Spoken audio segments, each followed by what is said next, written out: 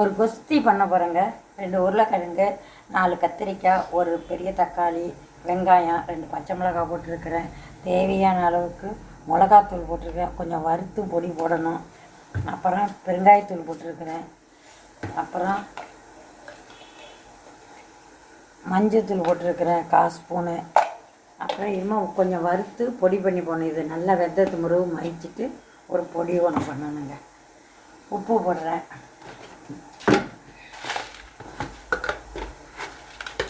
தேவையான அளவுக்கு உப்பு.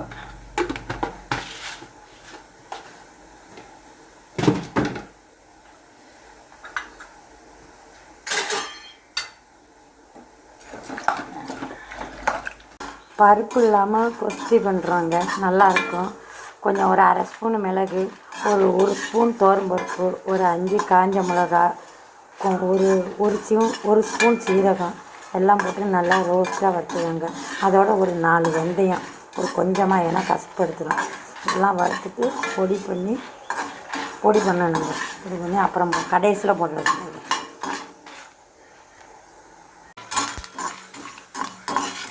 கருவேப்பிலை ஒரு 4 ஒரு 5 கருவேப்பிலை போட்டுக்கேன். நல்லா வாசமாக இருக்கும். கடுகு, சீரகம், கருவேப்பிலை, அப்புறம் கொஞ்சம் பெருங்காயத்தூளுங்க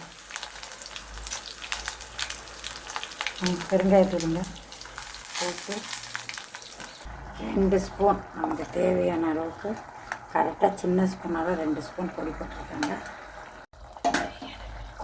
கொஸ்தி பாருங்க, நல்லா ரெடி ஆகிட்டு. இட்லி, தோசை எல்லாத்துக்கும் நல்லா இருக்குங்க. திக்காக இருக்கணும், அப்போ தான் ருசியாக இருக்கும்.